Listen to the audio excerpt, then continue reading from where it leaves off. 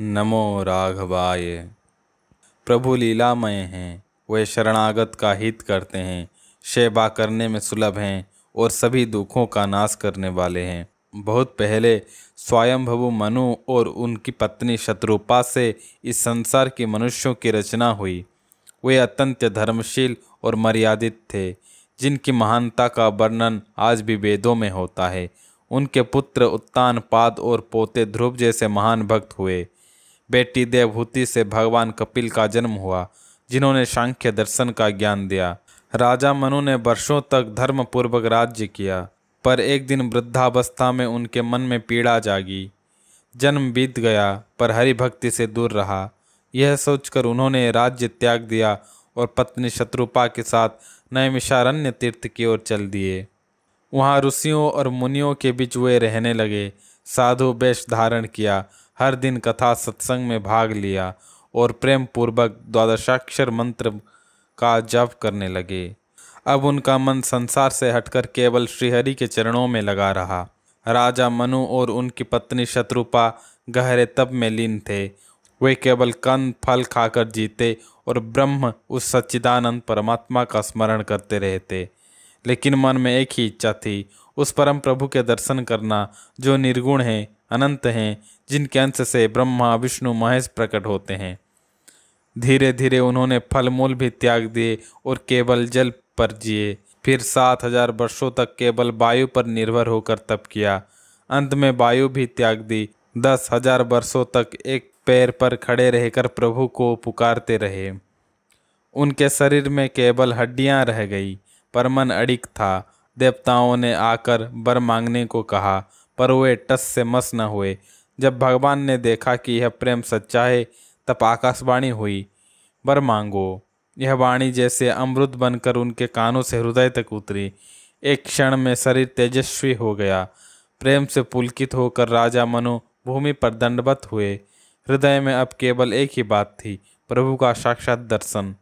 इतनी वर्षों की तपस्या, इतने कष्टों और साधना के बाद राजा मनु और रानी शत्रुपा प्रभु श्री राम के सामने खड़े थे।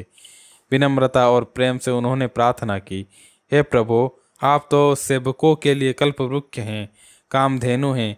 ब्रह्मा विष्णु महेश भी आपके चरणों की वंदना करते हैं। हमारी एक ही अभिलाषा है, हमें वही रूप दिखाइए जो शिव जी के हृदय में सदा वास करता है, जो वेदों में सगुण और निर्गुण कहकर जिनकी महिमा गाई जाती है, जो काकभुसुंडी के मानस रूपी सरोवर में हंस के रूप में विचरण करता है। हे प्रभु, कृपा करके हमें उस दिव्य रूप के दर्शन दीजिए। उनके कोमल प्रेम रस से भीगे हुए वचन प्रभु को बहुत प्रिय लगे और फिर प्रभु श्री राम प्रकट हुए। नीले कमल के समान उनका श्यामवर्ण रूप, नीलमणि जैसी आभा, जल मेघ जैसी कोमलता और शीतलता, जिसे देखकर करोड़ों कामदेव भी लज्जा जाए। भगवान स्वयं अपने दिव्य रूप में प्रकट हुए।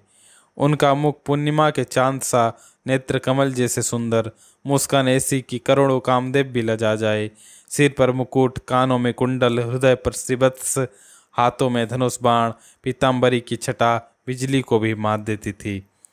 उनके बाएं भाग में थी माँ सीता, संपूर्ण सौंदर्य और शक्ति की मूर्तिमान स्वरूपा। मनु शत्रुपा उन्हें एकटक निहारते रहे। प्रेम और भक्ति से भरकर चरणों में गिर पड़े। प्रभु ने करुणा से उन्हें उठाया। मनु ने हाथ जोड़कर एक और वर मांगा, हे प्रभु, मेरी आपसे वैसे ही प्रीति हो जैसे पुत्र के माता पिता से होती है। चाहे लोग मुझे मूर्ख कहें, लेकिन मेरा जीवन सिर्फ आपके अधीन हो। मैं आपके बिना नहीं रह सकता।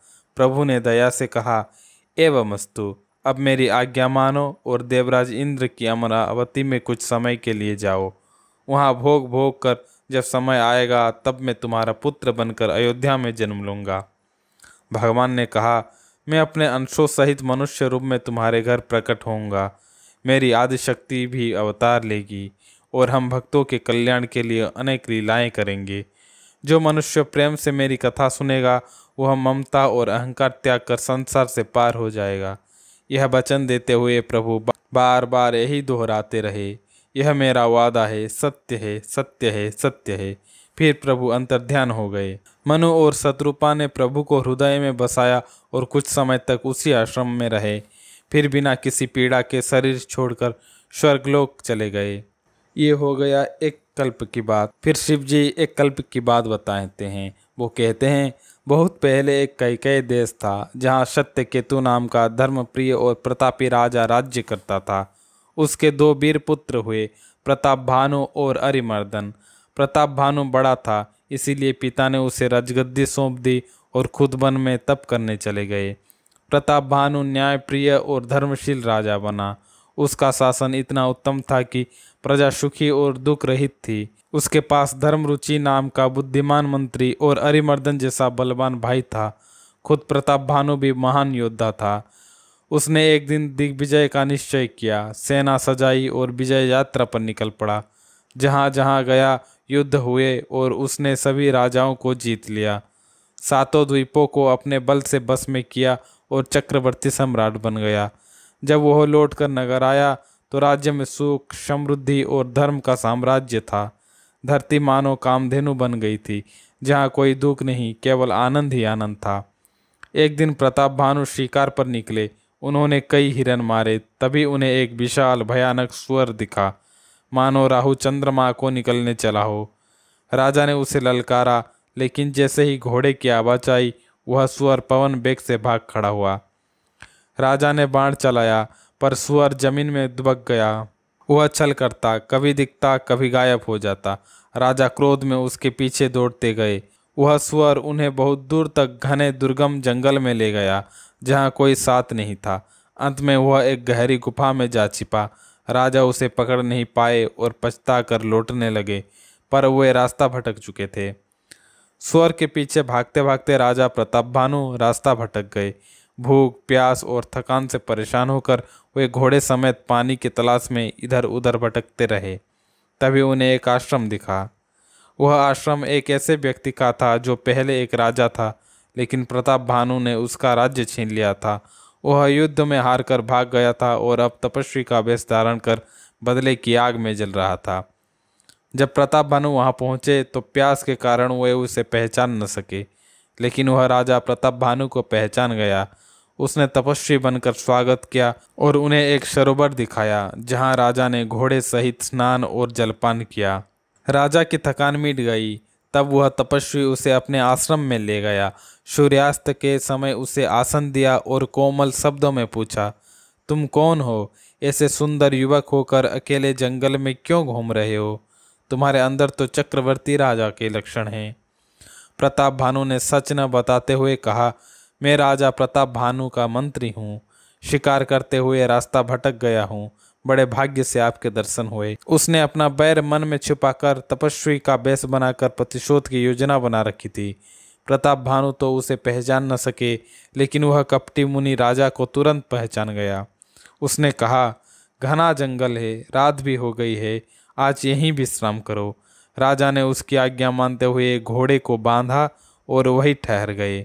उन्होंने उसकी बहुत प्रशंसा की और चरणों में प्रणाम किया।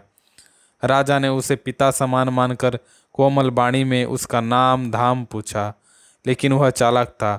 उसने अपनी असली नाम छुपाया और बोला, अब तो मैं एक भिखारी हूँ, मेरा कोई घर नहीं। राजा ने उसकी विनम्रता को सच्चा संत भाव समझ लिया और कहा, आप जैसे संत ही तो सच्चे ज्ञानी होते हैं, जो गुप्त रहते हैं और दिखावे से दूर। उस कपटी ने बातों बातों में राजा को और भी विश्वास में लिया। उसने कहा, मैं किसी से कुछ नहीं चाहता, मैं तो भगवान हरि को ही सब अर्पित करता हूँ। दुनिया को दिखाने से कोई सिद्धि नहीं मिलती। तुलसीदास जी यहाँ एक गहरी सीख देते हैं। सुंदर वेश देखकर मूर्ख ही नहीं, चतुर लोग भी धोखा खा जाते हैं। जैसे मोर की बोली मीठी होती है, लेकिन उसका भोजन सांप होता है। कपटी मुनि बोला, हे राजन, मैं हरि के सिवा किसी से कुछ नहीं चाहता। प्रभु तो बिना बताए ही सब जान लेते हैं। संसार को रिझाने से क्या मिलेगा? वह राजा से बोला, तुम मुझे अत्यंत प्रिय हो। यदि अब भी तुमसे कुछ छुपाऊं तो वह मेरे लिए दोष होगा। राजा उसकी हर बात पर और अधिक भरोसा करने लगा। जब वह मुनि राजा को पूरी तरह अपने बस में देखता है तो नाम बताता है, मेरा नाम है एक तनु। राजा सिर झुकाकर बोला, हे प्रभु, मुझे अपना सेवक मानकर कृपया अपने नाम का अर्थ बताइए। कपटी मुनि कहता है, जब से सृष्टि की रचना हुई तभी से मैं हूँ। मैंने आज तक दूसरा शरीर नहीं लिया, इसीलिए मेरा नाम एक तनु पड़ा। फिर वह तप की महिमा गाता है। तब से ब्रह्मा सृजन करते हैं, विष्णु पालन करते हैं और शिव श्रृंगार करते हैं। संसार में कुछ भी तप से दुर्लभ नहीं। राजा उसकी बातें सुनकर इतना प्रभावित होता है कि अपना असली नाम प्रताप भानु बता देता है। कपटी मुनि हंसते हुए कहता है, हे राजन, मैं तो पहले से ही जानता था कि तुम प्रताप भानु हो, परंतु तुमने अपना नाम नहीं बताया। यह तुम्हारी चतुराई है, इसी से मुझे तुमसे प्रेम हो गया। वह आगे कहता है, तुम्हारे पिता सत्य केतु थे। गुरु कृपा से मैंने सब जान लिया, परंतु अपनी हानि देखकर मैंने यह बात प्रकट नहीं की। अब मैं प्रसन्न हूँ, जो चाहो मांग लो। राजा प्रसन्न होकर वर मांगता है, मुझे ऐसा शरीर मिले जो वृद्धावस्था, मृत्यु और पीड़ा से रहित हो। युद्ध में कोई मुझे जीत न सके और 100 कल्प तक मैं इस पृथ्वी पर निर्विरोध राज्य करूं। मुनि कहता है, ऐसा ही होगा, पर ध्यान रखना, एक बात कठिन है। केवल ब्राह्मणों के अतिरिक्त कोई भी तुम्हारा कुछ नहीं बिगाड़ सकता। उनके शाप से बचना असंभव है। फिर वह चेतावनी देता है, यदि किसी तीसरे व्यक्ति को यह बात पता चली तो तुम्हारा विनाश निश्चित है। न तो हरि न ही शिव तुम्हारी रक्षा कर पाएंगे यदि ब्राह्मण क्रोधित हो जाएं। राजा डर जाता है और कहता है, हे स्वामी, आपकी आज्ञा मेरा धर्म है। राजा प्रताप भानु ने मुनि से निवेदन किया कि वह बताएं ब्राह्मणों को अपने अधीन कैसे किया जा सकता है। मुनि ने कहा कि बहुत उपाय हैं, लेकिन सब कठिन है और भरोसे के लायक नहीं। फिर उसने एक आसान उपाय बताया। राजा 1 वर्ष तक हर दिन 1 लाख ब्राह्मणों को परिवार सहित भोजन करवाए। मुनि खुद रोज छिपकर रसोई बनाएगा।